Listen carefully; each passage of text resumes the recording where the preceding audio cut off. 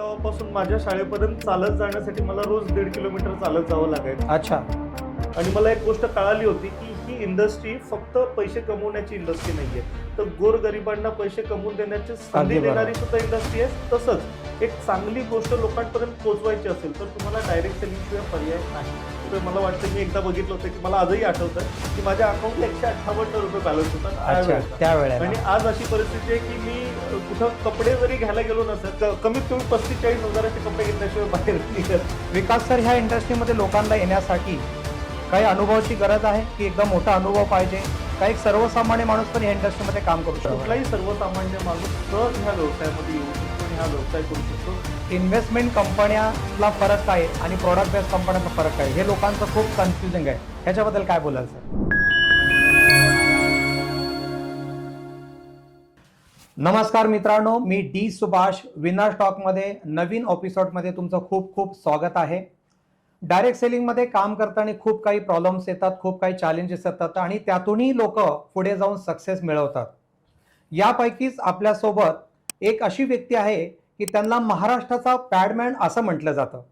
मित्रांनो, त्यांना direct selling इंडस्ट्रीचा 12 वर्षाचा अनुभव आहे आणि त्यांनी खूप मोठा इतिहास केला आहे डायरेक्ट सेलिंगमध्ये. तर आपण त्यांना भेटूया, विकास गोपाल सर यांना. धन्यवाद सर. विकास गोपाल सर, खूप खूप धन्यवाद तुम्ही आमच्या चॅनलला वेळ दिल्याबद्दल. Thank you so much D Subhash sir. सगळ्यात आधी तुमचं मनापासून आभार की तुम्ही मला आजच्या टॉक शोमध्ये इन्व्हाइट केलं. आपल्या विनर स्टॉक शोसाठी आपण जे इन्व्हाइट केलं त्याबद्दल आपलं मनपूर्वक आभार. धन्यवाद. थँक्यू. विकास गोपाल सर, डायरेक्ट सेलिंगमध्ये सर काम करताना भरपूर काही चॅलेंजेस येतात, काय येतात, आपण ही चर्चा करूच. पण त्याआधी आपल्या लोकांना तुमच्या लाईफ जर्नीबद्दल ऐकायला खूप आवडेल की तुम्ही कसे काय, कोणत्या शाळेमध्ये तुमचं शिक्षण झालं, कुठे कॉलेज केलं, कुठे तुमचं लहानपण गेलं आणि तुमचे आई वडील काय करत होते आणि तुम्ही ह्या इंडस्ट्रीमध्ये कसे आलात ते थोडं आपण समजून घेऊया सर. नक्कीच आपल्या व्ह्युअर्सना मला सांगायला आवडेल की मी रायगड जिल्ह्यामध्ये एक पोलादपूर नावाचा एक तालुका आहे, त्याच्यामध्ये एक छोटंसं गाव आहे ज्याचं नाव आहे पळचिल. अच्छा. त्या पळचिल गावापासून माझ्या शाळेपर्यंत चालत जाण्यासाठी मला रोज 1.5 किलोमीटर चालत जावं लागायचं आणि शाळेतून रिटर्न जाण्यासाठी सुद्धा 1.5 किलोमीटर चालत जावं लागायचं. अच्छा. अशा परिस्थितीमध्ये माझं शालेय शिक्षण झालेलं आहे. मी मराठी शाळेमध्ये शिकलेलो आहे. अरे वा. आफ्टर 10th 10वी झाल्यानंतर 11वी-12वी मी जवाहर नवोदय विद्यालय रायगड निजामपूर इथे शिकलो. माझं शिक्षण घेत असताना तसं शिक्षणात मी चांगला होतो, त्यामुळं आईवडिलांची अशी इच्छा होती की मी पुढे जाऊन डॉक्टर वगैरे व्हावं. परंतु त्यांचं ते स्वप्न मी 12वीला असतानाच मोडलं, कारण 12वीला मी फेल झालो काही कारणांमुळे, अकॅडमिक्समुळे नाही, बाकी सगळ्या गोष्टींमुळे. कारण आपण तरुण असतो, वेगळा जोश असतो. बरोबर, अगदी बरोबर आहे. आणि मग त्यानंतर मग काय करायचं, तर मग काहीतरी वेगळं करूयात असं म्हणून मग आता मी ग्रॅज्युएट आहे. असं नाही की मी 12वी नापासच राहिलो. नाव आय एम ग्रॅज्युएट. पण हे सगळ्या गोष्टी करता करता जेव्हा मी कॉलेजला होतो तेव्हा कॉलेजला असताना मला डायरेक्ट सेलिंग इंडस्ट्री ही जवळून पाहता आली. मला तेव्हा काही गोष्टी कळायला लागल्या. मग मला त्यात इंटरेस्ट आला, कारण मी एक गोष्ट पाहिली की माझे वडील शाळेवरती आहेत. शाळेवरती असताना सुद्धा आमची एक लाईफस्टाईल, आणि मग तेव्हा मी काही लोक पाहायचो जे बिझनेस करतात त्यांची एक लाईफस्टाईल. तेव्हाच मला कळालं होतं की नोकरी करून आपलं काही होणार नाही, आपण काहीतरी स्वतःचा व्यवसाय किंवा काहीतरी बिझनेस चालू करावा. आणि म्हणूनच लहानपणापासूनच मी थोडासा काहीतरी वेगवेगळ्या गोष्टी ट्राय करणारा होतो. मी 12वी नापास झालो होतो, पण तेव्हा ते एज्युकेशनच्या गोष्टी येतात की 10वी आणि 12वीच्या विद्यार्थ्यांना जाऊन भेटून त्यांचं काउन्सिलिंग करणं, त्यांना मार्क वाढवण्यासाठी मदत करणं. सो त्यामध्ये मी सुरुवातीला काम चालू केलं. मग ते करता करता मी फोटोग्राफी चालू केली. माझं फोटोग्राफीचा आवड होता. सो फोटोग्राफीमध्ये मी स्वतःचे 2-3 कॅमेरे सुद्धा घेतले होते. आणि हे सगळं करता करता अचानक मग मला असं वाटलं की आपण ह्या सगळ्या छोट्या छोट्या गोष्टी आता काहीतरी मोठं करूयात. आणि मग मी डायरेक्ट सेलिंग इंडस्ट्रीमध्ये सुरुवातीला एका कंपनीमध्ये गेलो. तिथे मी एक 3-4 वर्ष काम केलं. म्हणजे मी तिथे ॲज अ नेटवर्कर किंवा डायरेक्ट सेलर म्हणून काम नव्हतं केलं. मी तिथं काही ॲडमिन पार्ट सांभाळला होता. आणि ते पाहता पाहता मला लक्षात आलं की ही खूप मोठी इंडस्ट्री आहे. आणि मग ती कंपनी काही कारणांनी शटडाऊन झाल्यानंतर मग ठरवलं की आपण स्वतः काहीतरी या इंडस्ट्रीसाठी केलं पाहिजे, कारण मला नॉलेज आलं होतं, चांगला अभ्यास झाला होता. आणि मला एक गोष्ट कळाली होती की ही इंडस्ट्री फक्त पैसे कमवण्याची इंडस्ट्री नाहीये, तर गोरगरिबांना पैसे कमवून देण्याची संधी देणारी सुद्धा इंडस्ट्री आहे. तसंच एक चांगली गोष्ट लोकांपर्यंत पोहोचवायची असेल तर तुम्हाला डायरेक्ट सेलिंग शिवाय पर्याय नाही. अच्छा. आणि म्हणून मग हे कुठल्या सालामध्ये सर तुम्ही इंडस्ट्रीमध्ये आलात एखादं? मी 2019 ला आपली स्वतःची कंपनीची आहे ती आणि चालू केली. इंडस्ट्रीमध्ये कधी आलात? मी इंडस्ट्रीमध्ये 2016. अच्छा, खूप म्हणजे त्या टायमाला खूप एकदम वय एकदम छोटं असेल तुमचं आणि Yes. तिथून सुरुवात केली. येस. सर, डायरेक्ट सेलिंगमध्ये काम करताना खूप काही चॅलेंज येतात, भरपूर काय येतात, बरोबर की नाही? आता तुम्हाला आम्ही इंटरव्ह्यूला बोलवायच्या आधी काय थोडंसं सर्चिंग करतो, त्याच्यामध्ये तुम्ही बायोग्राफीमध्ये मी काही बघितलं, तिकडे असं सुद्धा बघण्यात आलं की तुम्ही जॉब पण करत होतात, काही फोटोग्राफीचं पण काही करत होतात, हे पण आम्हाला ऐकण्यात आलेलं आहे. मग ते कसं काय तुम्ही करून मग? जसं मी काही वेळ आधीच सांगितलं की मी 12वी नापास झालो. 12वी नापास झाल्यानंतर कुठलाही, आता मी शिक्षकाचा मुलगा, अच्छा आणि अच्छा. माझे वडील शाळेवरती, आणि मी जर अच्छा. 12वी नापास झालो तर मग फादर किंवा वडिलांचा थोडासा इगो हर्ट होणार.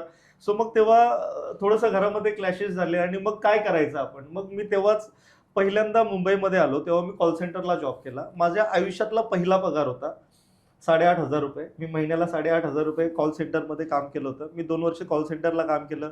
मग त्याच्यानंतर मला असं वाटलं, तेव्हा मी पुण्यामध्ये गेलो. पुण्यामध्ये काही लाईनवरती उभं राहून ज्या गाड्या बनतात, गाड्यांचं स्पीड मीटर बनवण्याचं काम होतं, अच्छा, तर त्याच्यामध्ये ओके. मी काम केलं. मग त्यानंतर पुन्हा मी मुंबईमध्ये आलो, पुन्हा मी कॉल सेंटरला जॉब केला. कॉल सेंटरला जॉब करताना एक गोष्ट लक्षात आली की मी तेव्हा 12वी नापास होतो. मी 3-4 वर्ष ते वडिलांना मी पण काहीतरी करू शकतोय दाखवण्यात जॉबमध्ये घालवली. पण जेव्हा मी कॉल सेंटरला पुन्हा जॉबला लागलो, तेव्हा मला एक गोष्ट लक्षात आली की ग्रॅज्युएट मुलांना जास्त पगार आणि मला कमी पगार. मग आपल्याला पगार जास्त मिळाला पाहिजे, म्हणून जरा पुन्हा वडिलांसोबत पॅचअप केलं आणि मग पुन्हा कॉलेज करूयात आणि पूर्ण शिक्षण घेऊयात, म्हणून मग पुन्हा मी रायगडमध्ये पुन्हा गेलो. तिथे SM कॉलेज आहे आमचं, सुंदरराव मोरे महाविद्यालय. तिथे जाऊन मग मी माझं ग्रॅज्युएशन कम्प्लीट केलं. आणि मग ते ग्रॅज्युएशनच्या शेवटच्या वर्षीच मला ही इंडस्ट्री आणि ह्या सगळ्या गोष्टी कळाल्या. आणि मग आफ्टर ग्रॅज्युएशन ज्या कॉल सेंटरमध्ये मला चांगला पगार पाहिजे होता तिकडे मी गेलो नाही. मी डायरेक्ट ह्या इंडस्ट्रीमध्ये आपलं स्वतःचं काम चालू केलं. वा, खूप छान. सर, इंडस्ट्री तर भरपूर आहे. त्याची डायरेक्ट सेलिंग इंडस्ट्रीमध्ये असं म्हटलं तर रिअल इस्टेटिक इंडस्ट्री आहे, इन्शुरन्स इंडस्ट्री आहे.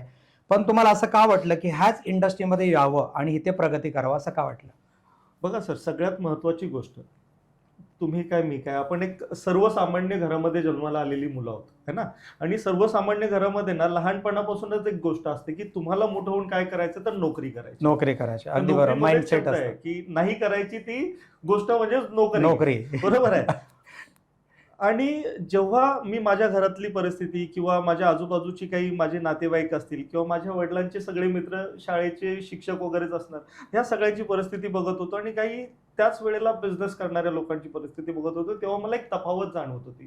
सो तेव्हापासूनच माझ्या डोक्यात होतं की आपण स्वतःसाठी काहीतरी केलं पाहिजे. पण आपण स्वतःसाठी काहीतरी केलं पाहिजे असं जसं जेव्हा मी म्हणतो, तर माझ्यासारखी कितीतरी मुलं आहेत ज्यांना स्वतःचा काहीतरी व्यवसाय करायचा असतो. पण तुम्ही ट्रेडिशनल मार्केटमध्ये जा, तुम्हाला एक वडापावची गाडी टाकायची आहे ना, तरी सुद्धा तुम्हाला 50,000 ते 1,00,000 रुपये 1 लाख रुपये इन्व्हेस्टमेंट. 1,00,000 रुपये दिल्यानंतर तुम्ही ज्या रस्त्यावर उभे राहाल, अगदी बरोबर आहे. हप्ते आले, बरोबर आहे. त्यांनी अगदी करायचं बरोबर. काय. म्हणजे अगदी बरोबर नुसतं आहे. वडापावची गाडी टाकण्यासाठी तुम्हाला ₹1,00,000 लागणार. पण तिथंच नेटवर्क मार्केटिंग किंवा आपण बोलू शकतो डायरेक्ट सेलिंग इंडस्ट्रीमध्ये तुम्हाला यायचं असेल, तर तुम्ही कुठल्याही प्रकारे ₹1 न देता तुम्ही जॉईन करू शकता, कारण जॉईनिंग फ्री आहे डायरेक्ट सेलिंगमध्ये. तुम्ही जेव्हा पहिलं परचेस करता तिथून तुमचा इन्कम, किंवा तुम्ही परचेस करायला लावता त्यानंतर तुमचा इन्कम चालू होतो. सो मला असं वाटतं की कुठल्याही प्रकारची इन्व्हेस्टमेंट न करता झिरो इन्व्हेस्टमेंट काय करता येऊ शकतं, तर डायरेक्ट सेलिंग. आणि म्हणून सर्वसामान्य माणसांसाठी मी सांगू शकतो की 100% आयुष्यात एकदा तरी डायरेक्ट सेलिंग तुम्ही करून बघा. मी तुम्हाला 100% सांगेल की तुम्हाला चांगला अनुभवच मिळेल. क्या बात आहे. खूप छान, खूप छान. मित्रांनो, हे होते विकास गोपाल सर. आतापर्यंत त्यांचा प्रवास तुम्ही बघितलात आणि हा इंटरव्ह्यू जर तुम्ही पूर्णपणे बघत आहात तर तुम्हाला खूप काय यांच्याकडून शिकायला मिळणार आहे. आपण पुढचा प्रश्न घेऊया. विकास सर, मला असं म्हणायचं होतं की इंडस्ट्रीमध्ये तुम्ही आलात सुरुवातीला, तेव्हा तुम्ही एक नॉर्मल नेटवर्कर होतात. त्यानंतर तुम्ही कंपनीचे ओनर झालात, कंपनी टाकावंसं असं वाटलं. कसं काय सर, एक सर्वसामान्य माणसाला एवढं सगळं कंपनी उभं करणं कसं काय तुम्ही मॅनेज केलं सर? बघा सर, सगळ्यात महत्त्वाची गोष्ट की जेव्हा आपल्यासारखा एक सर्वसाधारण तरुण मार्केटमध्ये येऊन स्वतः काहीतरी करायचं म्हणतो, तेव्हा सगळ्यात आधी ना त्याला जो काही त्रास दिला जातो किंवा त्याला जो विरोध केला जातो, तो कुठून केला जात असेल? सगळ्यात आधी आपल्या घरातूनच तिथूनच सुरुवात आहे. अगदी बरोबर आहे. पैशांचं काय होणार, एवढे पैसे टाकल्यानंतर, आणि घरच्यांना पण काळजी असते की कारण आपण आधीच केलेले असतात. अगदी बरोबर आहे. बरोबर आहे. सो यांना जमेल की नाही जमेल ह्या गोष्टी असतात. सो जेव्हा हे चालू करायचं होतं ना, तेव्हा मला सुद्धा फॅमिलीतून लगेच सपोर्ट नाही मिळाला. मी तुम्हाला बिलीव्ह नाही होणार, ही कंपनी चालू केल्यानंतर 2 वर्ष कंपनी चालवल्यावर मी घरी सांगितलं होती की कंपनी मी स्वतः चालू केली. अच्छा, त्यांना एक सरप्राईज होता. त्याच्या आधीपर्यंत मी सांगत होतो की मी इथं पगारावरती काम करतोय, म्हणून मला काम करू दिलं, ही परिस्थिती होती. सो जेव्हा आपण हा बिझनेस चालू केला तेव्हा माझे काही स्वतःचे कॅमेराज होते किंवा माझी काही सेव्हिंग्स होत्या, माझे काही फ्रेंड्स होते, सो त्यांच्याकडून मी काही पैसे बॉरो केले, प्लस मी माझे कॅमेरे सेल केले आणि यातून थोडासा पैसा उभा राहिला. त्यातून मी इनिशियल काही गोष्टी सुरू केल्या. ह्या सगळ्या गोष्टी सुरू झाल्यानंतर आता आपण म्हणतो ना की नकटीच्या लग्नाला 1300 विघ्न, एवढं सगळे त्रास सहन करून मी कंपनी चालू केली. कंपनी चालू केल्यानंतर आम्ही सुरुवातीलाच लॉन्च केलं होतं भारतातलं पहिलं अँटी कॅन्सर पॅड म्हणून आम्ही ब्रँडिंग करत होतो. क्या बात आहे. पण आम्ही ज्या पद्धतीने ब्रँडिंग केली आम्हाला सुद्धा ते आमचं नॅनो सारखं झालं होतं की गरिबांची कार. लोकांना वाटलं की गरिबांची कार आहे, तर गरिबाला पण घ्यायला लाज वाटत होती. तसं आम्ही बोललो की हा भारतातला अँटी कॅन्सर पॅड, तर लोक सुरुवातीला घाबरली की अरे हे असं कसं प्रमोशन झालं. तर मग सुरुवातीचे 2-3 महिने तर आम्ही फक्त ऑफिसमध्येच बसून होतो की प्लीज आमचं पॅड वापरा किंवा आमचं प्रोडक्ट ट्राय करा. अच्छा. मग कोणी क्वालिटी बघत नव्हतं कारण आमचं प्रमोशन त्या पद्धतीने होतं. पण हळूहळू ते करता करता 3ऱ्या महिन्यानंतर 4थ्याच महिन्यात कोरोना आला, लॉकडाऊन झालं. लॉकडाऊनमध्ये आम्ही घरी बसलो. सो लॉकडाऊन आल्यानंतर सुद्धा आम्ही त्या सगळ्या टेन्शनमध्ये, त्या सगळ्या प्रेशरमध्ये, कुठलाही तेव्हा बिझनेस झाला नव्हता. पण कोविडमध्ये ते झूम किंवा जी काही टेक्नॉलॉजी आली त्या टेक्नॉलॉजीचा फायदा झाला आणि त्यातून आपण पुन्हा उभारी घेतली. आणि कोरोनामध्ये नाही पटाला तर आपण फक्त कोरोनाच्या त्या 2-2.5 वर्षाच्या काळामध्ये 25,000 लोकांना घरातून बाहेर न पडता, अरे बापरे, घरात बसून जॉईन केलं. माझे कुठलेही सभासद घराच्या बाहेर गेले नव्हते, कुणी मार्केटमध्ये न जाता 22,000 लोकांच्या जॉईनिंग आम्ही तेव्हा फक्त 12 ते 13 महिन्यामध्ये काढू शकलो. याचं पहिलं कारण होतं की बऱ्याच लोकांच्या कोरोना काळामध्ये नोकऱ्या गेल्या. नोकरी गेल्यानंतर ज्यांना काहीच करायची संधी नव्हती त्यांना कळालं की आता काहीतरी केलं पाहिजे, व्यवसाय केला पाहिजे. आणि त्याच वेळेला आपला बिझनेस काही लोकांपर्यंत हिट झाला. आणि मला तुम्हाला सांगताना खूप आनंद होतो की त्या कोरोना काळामध्ये जॉईन झालेल्यापैकी माझ्याकडे सर तुम्हाला सांगेल तर मी 99% महिला आहेत. सर्व महिला मंडळीच आपल्याकडे जॉईन आहे. सगळ्या लाडक्या बहिणी माझ्या जॉईन झालेल्या आहेत. याच्यामध्ये माझ्याकडे आता 1 करोड रुपये कमवलेली सुद्धा महिला आहे. फक्त 5 वर्षामध्ये 1 करोड रुपये एक महिला स्वतःच्या जीवावर कमवू शकते. हे फक्त डायरेक्ट सेलिंग. तुम्ही मला दाखवा कुठला बिझनेस ज्याच्यामध्ये 50 लाख, 1 लाख रुपये किंवा 10 लाख रुपये लावलेली 5 वर्षात 1 करोड कमवले. इथं 1 रुपया न लावता 1 करोड कमवलेली एक महिला आहे. 50 लाख प्लस इन्कम घेतलेल्या 20 महिला आहेत. 25 लाख ते 50 लाख इन्कम घेतलेल्या 70 ते 100 महिला आहेत. आणि 25 लाख ते 5 लाख ते 25च्या मध्ये काय असतील त्याचा मी काय आकडा काढलेला नाहीये. आता सध्या दर महिन्याला 15,000 लोक VR किंवा आपल्या कंपनीमधून, माझ्या कंपनीमधून चांगले पैसे घेत आहेत, कमवत आहेत. हे होण्यामागचं कारण काय? Direct selling industry. खूप छान, खूप छान, खूप छान. कसं आहे सर की डायरेक्ट सेलिंग मध्ये काय लोक प्रोडक्टला हे करतात, डिमांड करतात, काही लोक प्लॅनला डिमांड करतात, काही लोक प्रेझेंटेशन देतात आणि प्लॅन प्रमोट करतात, बरोबर आहे. पण आज महाराष्ट्राचा पॅडमॅन तुम्हाला म्हणतात एका प्रोडक्टमुळे, तर प्रोडक्टचं नॉलेज असणं गरजेचं आहे सर डायरेक्ट सेलिंग मध्ये? 100% सर, हा खूप महत्वाचा प्रश्न आहे. कारण मार्केटमध्ये ना काय होतं बघा, ह्या डायरेक्ट सेलिंग इंडस्ट्रीच्या 2 बाजू. काही लोक हिला खूप मांडणार आहेत, काही लोक हिला खूप नावं ठेवणारे आहेत. नावं ठेवणारी लोक का झाली मी तुम्हाला सांगतो. त्याचं कारण हेच होतं की लोकांच्या घरामध्ये जाऊन डायरेक्ट कॉन्सेप्ट विकतात. तुम्हाला BMW घ्यायचे, बिझनेस करा. तुम्हाला घर बांधायचंय, बिझनेस करा. तुम्हाला बाहेरच्या देशात जायचंय, बिझनेस करा. तर असं नाही होत. कुठलाही व्यवसाय चालू करताना तुम्हाला सुरुवातीला त्या व्यवसायाबद्दल माहिती असली पाहिजे. दुसरी गोष्ट त्याचं प्रोडक्ट चांगलं असलं पाहिजे. आता फॉर एक्झाम्पल एखादं प्रोडक्ट जे लोकांच्या गरजेचं नाहीये, मग ते कितीही चांगलं असेल आणि ते गरजेचं नाही तर विकूच शकत नाही. मग तुम्ही कंपनी सिलेक्ट करताना आधी ते बघितलं पाहिजे की प्रोडक्ट, त्या कंपनीचं प्रोडक्ट कसं आहे. अच्छा, मेन बेस म्हणजे आपल्या कंपनी जे डायरेक्ट सेलिंग मध्ये प्रोडक्ट वरतीच आपला सगळा बेस आहे. कारण ह्या डायरेक्ट सेलिंग कंपनीला प्रोडक्ट बेस्ड कंपनीच म्हटलं जातं. कंपनी म्हटलं जातं, बरोबर, अगदी बरोबर. आपण इथिकल किंवा जेन्युइन कंपनी कोणती कंपनी म्हणतो? जी कंपनी प्रोडक्ट देते आणि त्याच्या अगेन्स्ट पैसे घेते. बाकी मग पॉलिसी वगैरे विकणारे आहेत त्यांना आपण काय बोलतो? मनी सर्क्युलेशन. राईट, बरोबर, अगदी बरोबर. प्रोडक्ट बेस्ड कंपनी असल्यामुळं सगळ्यात पहिली गोष्ट की कुठलाही व्यक्ती ह्या बिझनेसमध्ये अनसक्सेसफुल का होतो? कारण तो प्रोडक्टचा अभ्यासच करत नाही. त्याला असं वाटतं की कुणीतरी BMW घेतली, मी ह्या कंपनीमध्ये ID काढला, आता माझी BMW येणार 1 वर्षात. तर तसं होत नाही. तुम्हाला आधी ते प्रोडक्ट समजून घ्यावं लागेल, त्या प्रोडक्टचा अभ्यास करावा लागेल, ते प्रोडक्ट लोकांपर्यंत घेऊन जावं लागेल, ते प्रोडक्ट लोकांना एक्सप्लेन करावं लागेल आणि मग त्यानंतर तुम्हाला पुढच्या 1-2 वर्षानंतर पैसा येणं चालू होईल आणि तो जो पैसा येईल ना तो पैसा कोणी थांबवू शकत नाही. पण तुम्हाला असं वाटत असेल की मी आज चालू केलं आणि 6 महिन्यात मी करोडपती, तुम्ही ह्या बिझनेसमध्ये येऊ नका. हा बिझनेस तुमचा नाही. बरोबर. सॉरी. नाही हरकत नाही. मला हे म्हणायचं होतं सर, डायरेक्ट सेलिंगला घेऊन बरीच लोक कन्फ्यूज आहेत. जसं आता तुम्ही छेडलात की इन्व्हेस्टमेंट हे प्रोडक्ट बेस्ड कंपनी आहे आणि प्रोडक्ट बेस्ड कंपनीला भरपूर लोकांची मान्यता आहे आणि भरपूर लोक सक्सेस सुद्धा झालेले आहेत. 100%. बरोबर आहे.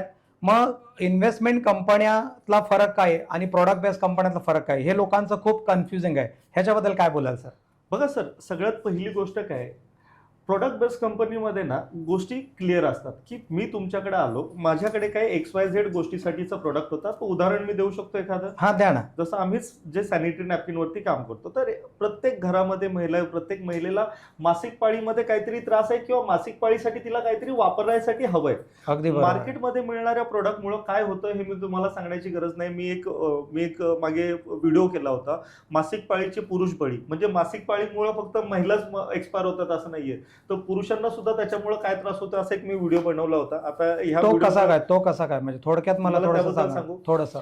बरं, मी याच्याबद्दल जे काही बनवलं होतं तो असा होता की एक कोविड काळामध्येच किंवा त्यानंतर एक मेसेज सगळीकडे व्हायरल होत होता, मासिक पाळीची पुरुष बळी. मग मी पण, तुम्हाला जसं आता क्युरिओसिटी आली की हे काय आहे, हे काय, मला पण होतं की अगदी हे काय बरोबर आहे. अगदी बरोबर. तर मग तो ज्यांचा तो जो लेख होता त्या व्यक्तीला आम्ही शोधून काढलं. ते पनवेलचेच होते. मग आम्ही त्यांना भेटायला गेलो. मी जेव्हा स्वतः त्यांना भेटायला गेलो तेव्हा मला कळालं की ते सफाई कर्मचारी आहेत. सफाई कर्मचारी म्हणजेच काय की आपल्या गटार किंवा नाले जे असतात ते क्लीन करणारे. अच्छा. सो जेव्हा कुठलीही महिला सॅनिटरी पॅड जेव्हा वापरते आणि कधी कधी टॉयलेटमध्ये किंवा कधी कधी बाथरूममध्ये फ्लश करून टाकते, सो ते फ्लश केल्यानंतर कुठं जातं, तुमच्या पाईपमधून गटरमध्ये जातं.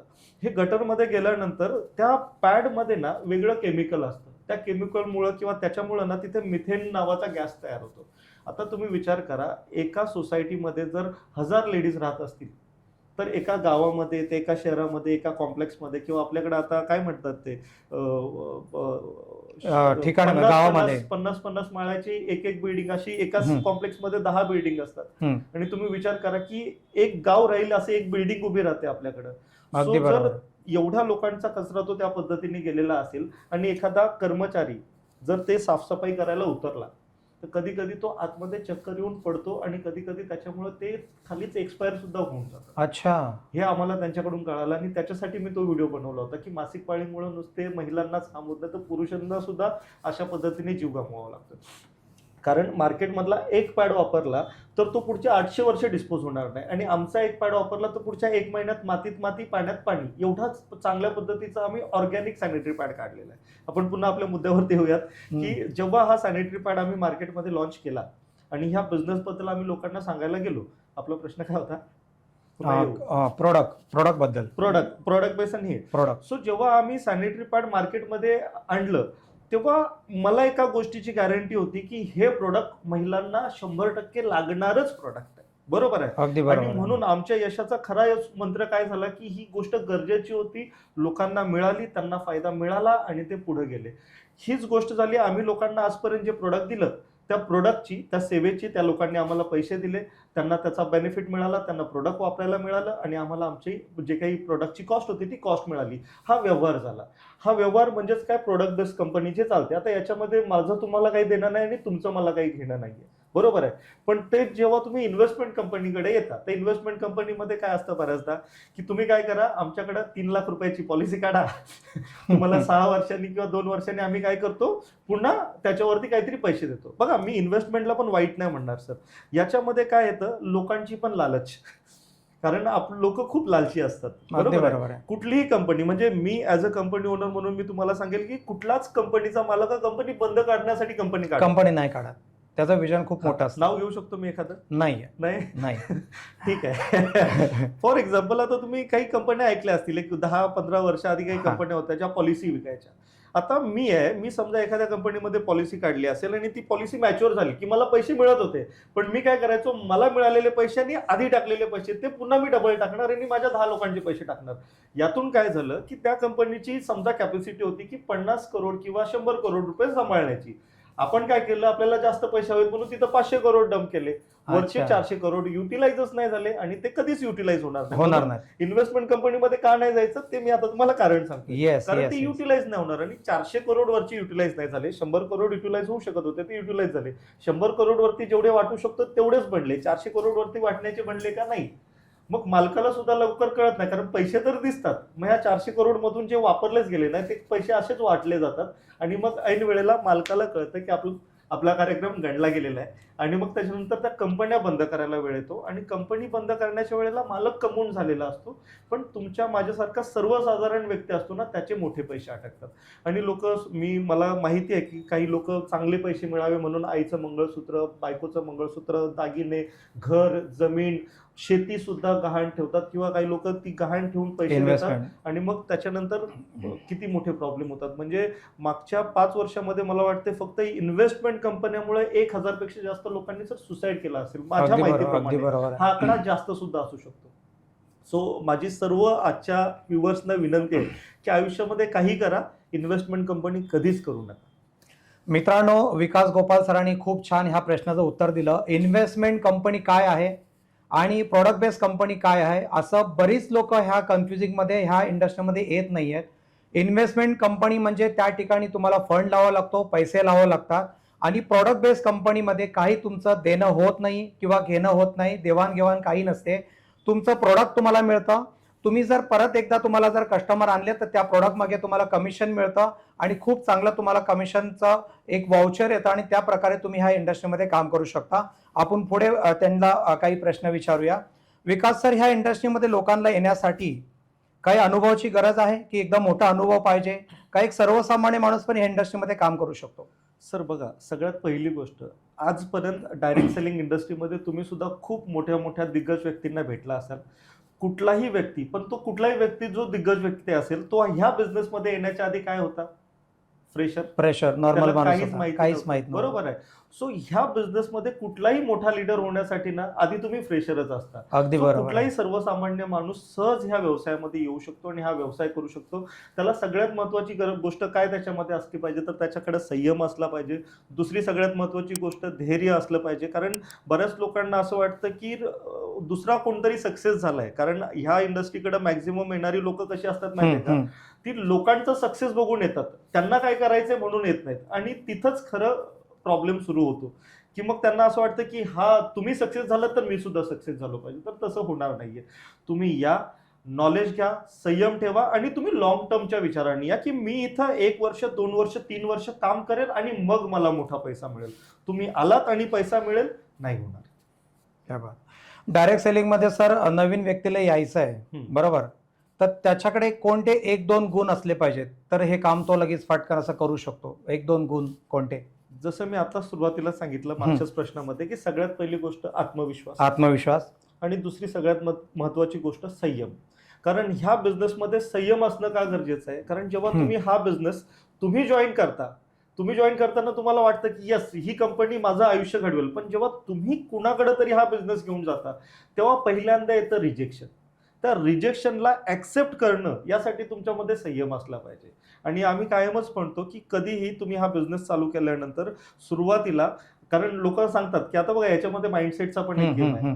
काही लोकांना सुरुवातीलाच सांगतात की बघा डायरेक्ट सेलिंग इंडस्ट्री आहे, काय कधी लोक तुम्ही 10 लोकांना भेटाल तर 10 लोक तुम्हाला जॉईन नाही करणार, 2च लोक जॉईन करतील. आम्ही आमच्या लोकांना अशा पद्धतीने ट्रेनिंग देतो की तुम्ही कुणाकडेही गेलात आणि तुम्हाला समजा उद्या तुम्ही बिझनेस चालू केलात आणि उद्यापासून तुम्हाला काम करायचंय, तर तुम्हाला 2 लोक जॉईन करायचे असेल तर किती लोकांना भेटावं लागेल? तर तो समोरूनच सांगतो की मला 10 लोकांना भेटावं लागेल. सो या 2 माइंडसेटमध्ये फरक आहे ना सर, की मी तुम्हाला सांगणार 10 लोकांना भेटा, तुम्हाला 2 पण जॉईन नाही करणार, आणि मी तुम्हालाच विचारतो की तुम्हाला 10 लोकांना किंवा 2 लोकांना जॉईन करायचं, किती लोकांना भेटावं लागेल? तुमचा माइंडसेट झाला की मला 2 लोकांना आणायचं तर 10 लोकांना भेटावं लागेल. सो जोपर्यंत तुम्ही 10 लोकांना भेटत नाही तोपर्यंत तुम्ही निगेटिव्ह होणार नाही. बरोबर. संयम खूप महत्वाचा, आत्मविश्वास खूप महत्वाचा. आत्मविश्वास का? कारण ह्या बिझनेसमध्ये आल्यानंतर सगळ्यात महत्वाची गोष्ट, आपल्याला सुरुवातीला प्लॅन माहिती नसतो, प्रोडक्टचं नॉलेज नसतं आणि मार्केटमध्ये कसं आहे सर, लोक एखाद्या डॉक्टरकडे जातील, डॉक्टरनी काय लिहून दिलं ते त्याला पण वाचता येत नाही, मेडिकल वाल्याला पण कधी कळत नाही, वाचता येत नाही. अनेकदा प्रॉब्लेम होतात. परत जावा आणि परत तुम्ही दाखवा काय ते. पण ती पट्टी बघून जे काही लिहून दिलेलं असेल तो बिंदास विकत घेणार आणि खाणार. बरोबर आहे. बरं, डॉक्टर सुद्धा त्या प्रिस्क्रिप्शन, म्हणजे सॉरी बट ही खरी गोष्ट आहे, डॉक्टर सुद्धा प्रिस्क्रिप्शन देताना लिहून देतानाच म्हणतो की या गोळ्या घ्या, ह्या गोळ्यांनी फरक नाही पडला तर पुढच्या आठवड्यात या, मी काय करतो, बदलून देतो. बरोबर आहे ना, असं डॉक्टर सांगतात आणि लोक जातात. पण जेव्हा आपली लोक जेव्हा मार्केटमध्ये जातात, बघा आपण आता फूड सप्लिमेंट देतो, हे न्यूट्रिशनल व्हॅल्यूज प्रोव्हाइड करतात बॉडीला. हे कुठल्या प्रकारचं औषध नाही का, हे कुठल्या प्रकारचं मेडिसिन नाही आणि याचा कुठल्या प्रकारचा साईड इफेक्ट नाही. जसं तुम्ही रोजचं जेवण जेवता, आहारातून तुमच्या शरीराला जे मिळालं पाहिजे त्याचं पोषण नाही मिळत आहे, तर ते पोषण मिळण्यासाठी आपण एक्सटर्नल फूड सप्लिमेंट देतो. या फूड सप्लिमेंट घेऊन जेव्हा लोकांच्या घरी जातात ना, तेव्हा लोक होतात सायंटिस्ट.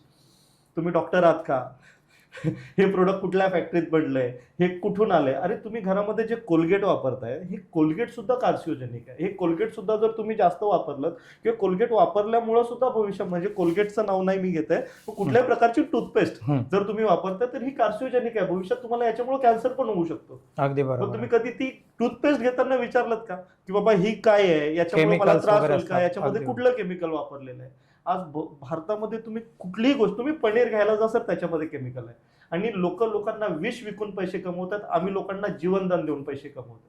मग ह्या दोन गोष्टी असतील ना, तर मला असं वाटतं की डायरेक्ट सेलिंग इंडस्ट्रीमध्ये कुठल्याही माणसांनी संयम ठेवणं खूप गरजेचं आहे. कारण मार्केट आणि आपल्या गोष्टीमध्ये जर तुम्ही विचार कराल तर आपल्याला स्ट्रगल येणार आहे, कारण ही इंडस्ट्री पूर्ण वेगळी इंडस्ट्री. अगदी बरोबर, अगदी बरोबर आहे. कारण इथं तुम्हाला लोकांच्या घरी जावं लागतं आणि दुसऱ्या याच्यामध्ये लोक दुकानात जातात. सो दुकानात जाणारा तयार असतो की मला हे घ्यायचंच आहे.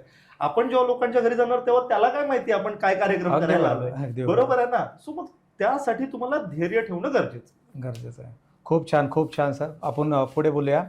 एखाद्या नॉर्मल व्यक्तीला डायरेक्ट सेलिंग मध्ये यायचं आहे, बरोबर आहे, पण तो नोकरी पण करतोय, त्याचा एक स्वतःचा व्यवसाय पण आहे आणि प्लस त्याला डायरेक्ट सेलिंग मध्ये यायचं. एक उदाहरण आपण घेऊया की सकाळपासून संध्याकाळपर्यंत तो नोकरी करतोय, संध्याकाळी 6 वाजता तो कामावरून येतोय आणि त्याचं एक दुकान आहे, तो दुकानही चालवतोय आणि प्लस त्याला डायरेक्ट सेलिंग मध्ये पण इंटरेस्ट आहे. कसं करू शकतो सर? सर बघा, डायरेक्ट सेलिंग व्यवसाय हा सुरुवातीलाच पार्ट टाइम करण्यासाठी बनला होता. मला असं वाटतंय की आपल्या भारतामध्ये किंवा जगाच्या पाठीवर कुठेही जा तर मॅक्झिमम माझ्या मते हा व्यवसाय महिलांना करण्यासाठी बनला होता. कारण कसं आहे की बऱ्यापैकी महिला काय करतात, सकाळी उठल्यावरती मुलांचा डब्बा, मिस्टरांचा टिफिन हे सगळं बनल्यानंतर संध्याकाळपर्यंत एक वेळ असतो त्यांच्याकडे, त्या वेळेमध्ये त्या फ्री असतात. त्या फ्री वेळामध्ये त्यांना काहीतरी करता आलं पाहिजे, म्हणून मला असं वाटतं की डायरेक्ट सेलिंग इंडस्ट्री किंवा कुठल्याही पुरुषासाठी ही चालू झाली असेल. सो जर तुम्ही कुठला व्यवसाय करताय, जर तुम्ही कुठल्या प्रकारची नोकरी करताय, तर ती नोकरी करता करता तुम्ही हा बिझनेस पार्ट टाइम करू शकता. आणि मी तुम्हाला एक गोष्टीची गॅरंटी देतो, तुम्ही जरी रोज दिवसातले 2 तास ह्या व्यवसायाला दिलं तर तुम्ही 10 वर्ष नोकरी करत असा. अच्छा. त्यातून तुम्हाला जे काही पैसे मिळत आहेत आणि 2 वर्ष या बिझनेसला त्याच्या डबलचे पैसे आले असतील. एक उदाहरण मी तुम्हाला देऊ शकतो. माझ्याचकडे एक लेडीज आहेत, मी आता नाव नाही घेत, आमच्या एक लीडर आहेत, मुंबईच्याच लीडर आहेत. त्या एका कंपनीमध्ये जॉबला होत्या, त्यांची सॅलरी होती 20,000 रुपये.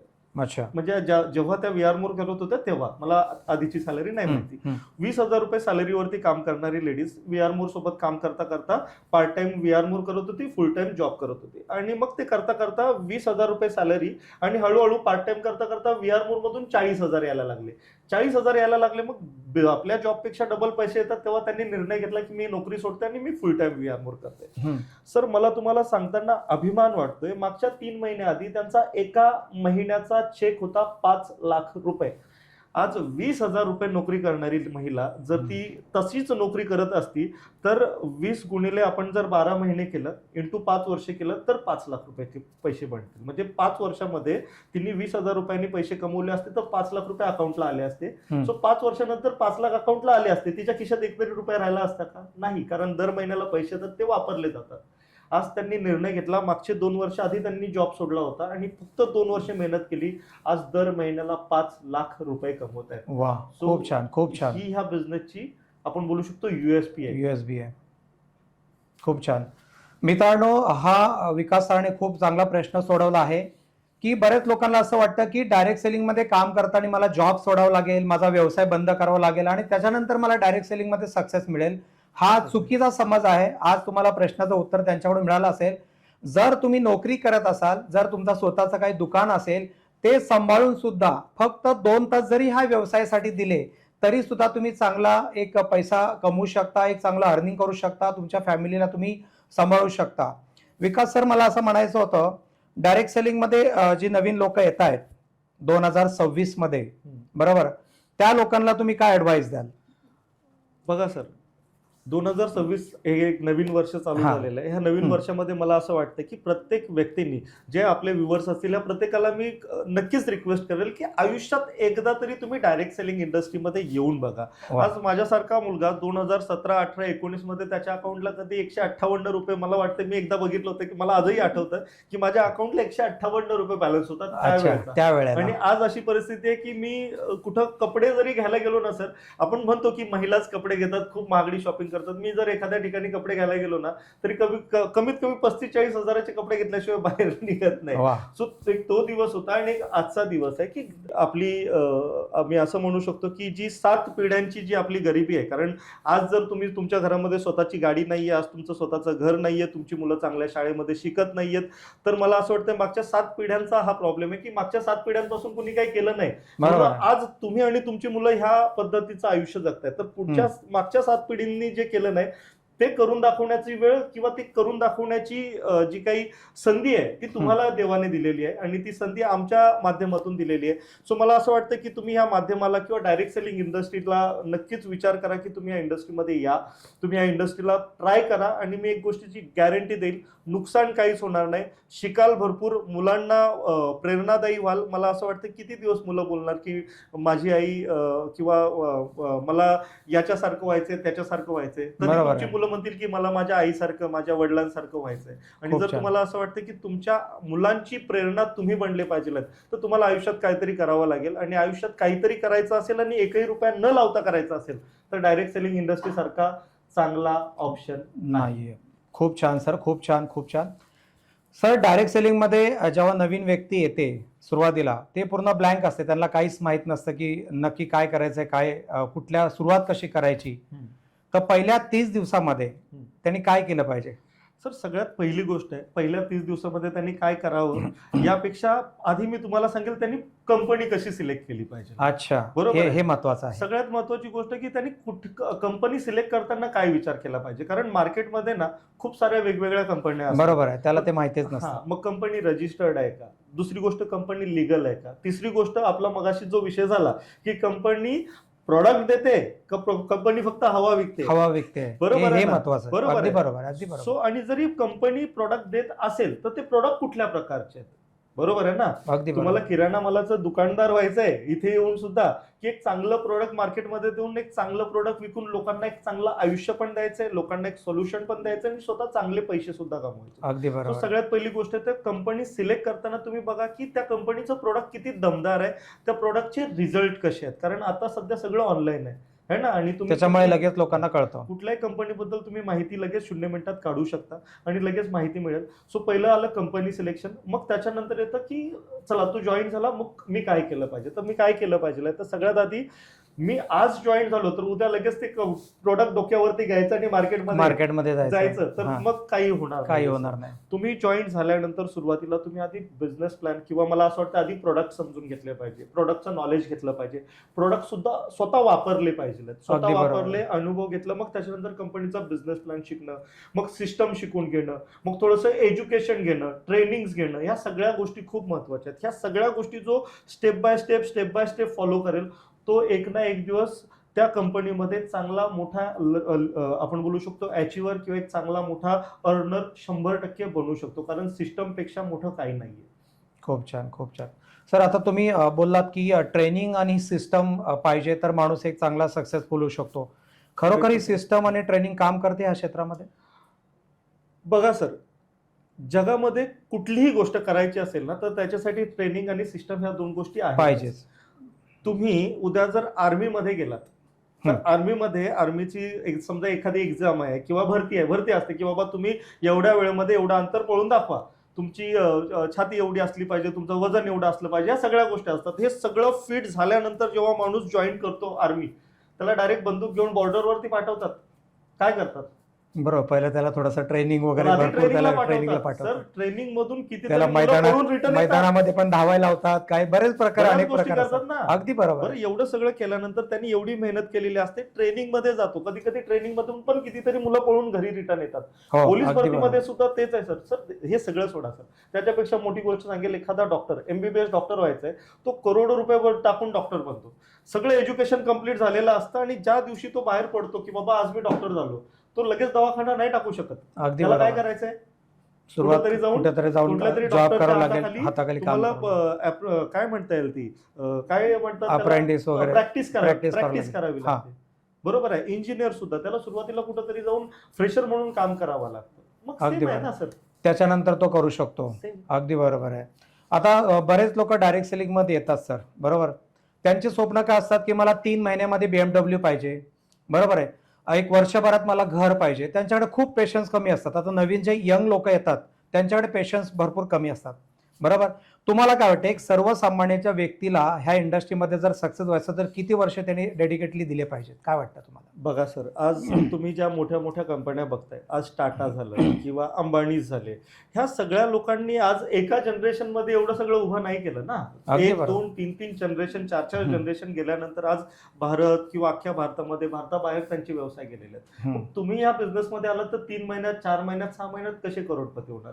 3 महिने, 4 महिने, 6 महिने तर तुम्हाला ही कंपनी काय आहे आणि कंपनी काय देऊ शकते हे समजून घेण्यासाठीच वेळ द्यावा लागेल. त्याच्यानंतर कंपनीचे प्रोडक्ट समजून घेणं. मी तुम्हाला सांगितलं, जसं मी थोडा वेळ आधीच तुम्हाला बोललो सर, तुम्हाला कमीत कमी 3 वर्ष, मॅक्सिमम 5 वर्ष ह्या व्यवसायाला द्यायचे. त्याच्यानंतर तुम्हाला हा जे बिझनेस देईल ना, ते तुमच्या पुढच्या कितीतरी पिढ्या घेऊ शकतात. त्या पिढ्यांकडून संपणार नाही एवढं तुम्हाला ह्या बिझनेसमधून किंवा ह्या इंडस्ट्रीमधून मिळेल. कारण ही इंडस्ट्री लोकांची इंडस्ट्री आहे. कारण आज कुठलीही गोष्ट, कारण मला असं वाटतं की कुठलीही गोष्ट लोकांशिवाय चालू शकत नाही. आणि ह्या बिझनेसमध्ये तुमचा सगळ्यात मोठा USP काय की तुम्ही जॉईन झाल्यानंतर तुमच्या अंडर काही लोक जॉईन होत राहतात, लोक जॉईन होत राहतात. यात काही लोक येतात, काही लोक जातात, काही लोक थांबतात. पण जी लोक थांबतात ना, ती नुसती टीम बनवत नाही, ते कुटुंब बनवतात. आणि जेव्हा आपण आपल्या फॅमिलीमध्ये कुटुंबात राहतो तर आपण आपले कुटुंब सोडतो का? नाही. तसं जेव्हा ह्या इंडस्ट्रीमध्ये तुमचं एक कुटुंब तयार होतं ना, ते कुटुंब तुमच्या किती ना किती पिढ्यांचे पैसे तुम्हाला देऊन जाऊ शकतं. त्यामुळे मला असं वाटतं की ह्या इंडस्ट्रीमध्ये तुम्ही सगळ्यांनी पेशन्स ठेवणं खूप महत्वाचं. आणि लगेच पैसे कमवायचे असतील तर तुम्ही ह्या बिझनेसमध्ये येऊ नका. तुम्हाला 3 वर्ष, 5 वर्ष वेळ द्यायचा आहे. हमखास या बिझनेसमध्ये हा बिझनेस तुमच्यासाठीच आहे. शॉर्टकट किंवा लगेच पैसे कमवणाऱ्यांसाठी हा व्यवसाय नाही. पण 5 वर्षाचा पिरियड सर जास्ती नाहीये? तुम्हाला वाटतं की सक्सेस होण्यासाठी 5 वर्ष खूप आहेत? असा काही नवीन लोकांचे काही प्रश्न आहेत या इंडस्ट्रीसाठी? तुम्हाला डॉक्टर व्हायचंय, तुम्हाला किती वर्ष वेळ द्यावा? 5 वर्ष. 5 कसं सर, पहिलीपासून 10वी पर्यंत शिकायचंय, 11वी 12वीला शिकायचं. म्हणजे डॉक्टरकीचा खास अभ्यास करण्यात कुठल्या तो हॉस्पिटलला 5 वर्ष द्यावं लागतात असं माझं मत. 5 वर्ष झालं ते 5 वर्ष त्याच्यात पण एटीकेटी लागते. 100% बरोबर आहे, अगदी बरोबर आहे. बरं, हे 5 वर्षामध्ये तुम्ही डॉक्टर बनता, फ्री मध्ये बनता की पैसे टाकावे लागतात? पैसे टाकावे लागतात. किती? लाखाने टाकावं लागतात सर. लाखाने? सर मी तुम्हाला सांगू शकतो, आता एमबीबीएसच्या ऍडमिशन साठी 1 करोड रुपये, 2 करोड. तुम्ही पण मला वाटतं आई वडिलांचं तुमचाही स्वप्न होता, त्याच्यामुळे तुम्हाला अगदी चांगलं माहिती आहे. तुम्हाला इंजिनियर बनायचं, तुम्हाला 50 लाख हवेत, बरोबर आहे, अगदी बरोबर. तुम्हाला मोठा पैसा कमवायचा तर त्याच्या आधी तुम्हाला मोठे पैसे टाकावे लागतात. ह्या इंडस्ट्रीमध्ये आलात, तुम्हाला 1 रुपया न लावता, म्हणजेच खूप कमी इन्व्हेस्टमेंटमध्ये 2000, 4000, 5000 रुपयामध्ये बिझनेस प्लॅन चालू होतात सर कंपन्यांचे. 5000 रुपयाचं किंवा माझ्याकडे म्हणाल तर 3150चं प्रोडक्ट घेऊन कोणीतरी माझ्या कंपनीत जॉईन झाला आणि हळूहळू आपण ऐकलंय, थेंबे थेंबे तळे साचे, बरोबर आहे ना. हळूहळू तो काम करत राहिला. सुरुवातीला आल्या तो 1000 रुपये कमवेल. 4 महिने 2000, 3000, 4000, 5000, 4-5-6 महिने कमवेल. 6 महिन्यानंतर 2000चे 4000 होतील, 4000चे 8000 होतील, 8000चे 16000 होतील, मग 20000 होतील, मग 50000 होतील, मग महिन्याला 1 लाख येतील. मग महिन्याला 1 लाख रुपये येण्यासाठी तुम्ही आज जॉईन झालात तर तुम्हाला 1-1.5 वर्ष तर द्यावं लागेल. अगदी बरोबर आहे ना. 2 वर्ष तर द्यावे लागतील, 2 वर्ष द्यावं लागतील. सातत्य ठेवावं लागेल, विश्वास ठेवावा लागेल टीमवरती, आपल्या लीडर्सवरती, कंपनीवरती, कंपनी मॅनेजमेंटवरती. कंपनीचे काही धोरणं येतात, टीमचे काही धोरणं असतात, लीडर्सची धोरणं असतात, ट्रेनिंग असतात. ह्या सगळ्या गोष्टींवरती विश्वास ठेवावा लागेल, ट्रेनिंगला यावं लागेल, सिस्टम फॉलो करावी लागेल. लोकांचं कसं असतं की मी बिझनेसमध्ये येणार पण मी ट्रेनिंगला नाही बसणार. मग त्यांनी 3 वर्ष नाही, त्यांनी 10 वर्ष काम केलं तरी सर तो सक्सेस होऊ शकत नाही. कारण ट्रेनिंग आणि सिस्टम हे सुद्धा तेवढंच महत्वाचं. अगदी बरोबर आहे. आपण पुढचा प्रश्न घेऊया सर. ट्रेनिंग मी बऱ्याचदाच डायरेक्ट सेलिंगमध्ये ऐकत आलो की ट्रेनिंग घेतलं पाहिजे. नक्की ट्रेनिंगमध्ये काय शिकवलं पाहिजे? म्हणजे एक नवीन व्यक्ती आली आहे, मला डायरेक्ट सेलिंगबद्दल काहीच माहीत नाही आणि मला जाऊन ट्रेनिंगला बसवलं, मला माहितीच नाही की काय शिकवलं जाईल. ॲज अ एवढा वर्षाचा तुम्हाला एक्सपिरियन्स आहे, 12 वर्षाचा डायरेक्ट सेलिंगमध्ये नक्की त्या माणसाला कुठल्या प्रकारचं ट्रेनिंग घेतलं पाहिजे तर तो त्या रुळावरती चालेल आणि सक्सेस होईल?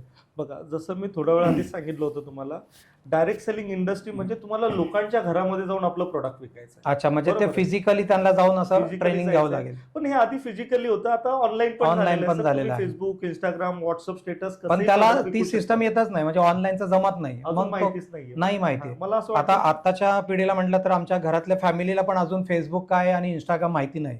तुमचं खूप बरं आहे, हे आताच्या युथसाठी तुम्ही म्हणताय. हा, पण एखादी व्यक्ती आहे, समजा रिटायर झाली आहे हा, आणि त्यांना डायरेक्ट सेलिंग मध्ये करायचं आहे, सोशल मीडियाचा आणि त्यांचा 36 आकडा आहे, त्यांना करायचंच नाही. हा. तो व्यक्ती सर कसा करू शकतो? डायरेक्ट करू शकतो ना सर, सहज करू शकतो. बघा, याच्यामध्ये सगळ्यात पहिली गोष्ट आहे की तुम्हाला घरोघरी जाऊन प्रोडक्ट द्यायचं असतं, बरोबर आहे. सो तुमचा सगळ्यात आधी येतो माइंडसेट. अच्छा, आपल्या ह्या ट्रेनिंगमध्ये ना लोकांचे आपण आधी माइंडसेट क्लिअर करतो. काय बघा, प्रकार म्हणजे माइंडसेट म्हणजे नक्की माइंडसेट काय म्हणजे प्रकार? बघा, याच्यामध्ये ना 99% तुमचा असतो माइंडसेट, की बाबा तुम्हाला कोणी तुमचं प्रोडक्ट विकत घेऊ, तुमचं प्रोडक्ट कोणी विकत नको घेऊ, कोणी तुम्हाला हो म्हणो, कोणी तुम्हाला रिजेक्शन करो, तुम्हाला कायम मोटिवेट राहायचंय, तुम्हाला कायम काम करत राहायचंय. कारण मला असं वाटतं की आपला एखादा मुलगा, म्हणजे जसं मी 12वी नापास झालो म्हणून माझ्या आईवडिलांनी मला टाकून दिलं का? नाही, बरोबर आहे ना. आयुष्यात फेल्युअर येतात आणि आज मी सक्सेसफुल झालो.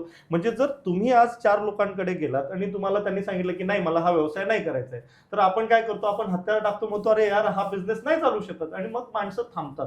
मग सुरुवातीला जर तो माणूस आला आणि त्याला ट्रेनिंग मिळाली की बाबा ह्यामध्ये तू सुरुवातीला जोपर्यंत तू शिकत नाही, तू स्किल्ड होत नाही, तोपर्यंत तुला रिजेक्शन येणार. एकदा तू स्किल्ड झाला आणि रिजेक्शन येतं तर मग कंपनीचा किंवा त्या प्रोडक्टचा प्रॉब्लेम असू शकतो. पण आधी तुम्ही सिस्टम मध्ये या. सो सिस्टम खूप महत्वाची आहे. सो सिस्टमसाठी ट्रेनिंग महत्वाची आहे.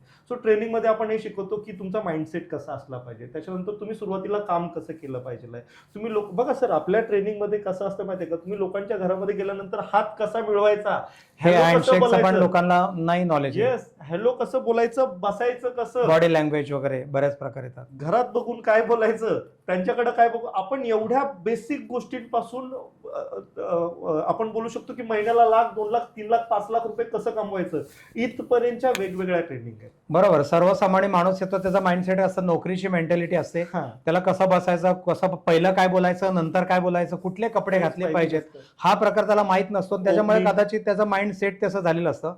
ओपनिंग कशी करायची, प्रॉस्पेक्टिंग, अगदी बरोबर. सगळ्याच आणि तो ह्या क्षेत्रामध्ये आला की मग त्याला सगळं एक साम्राज्य बनतं, त्याचा एक चांगली पर्सनॅलिटी तयार होते. खूप छान सर, खूप छान. मित्रांनो, विकास गोपाल सरांनी खूप छान पैकी सगळ्या प्रश्नांची उत्तर आपल्याला दिलेली आहेत.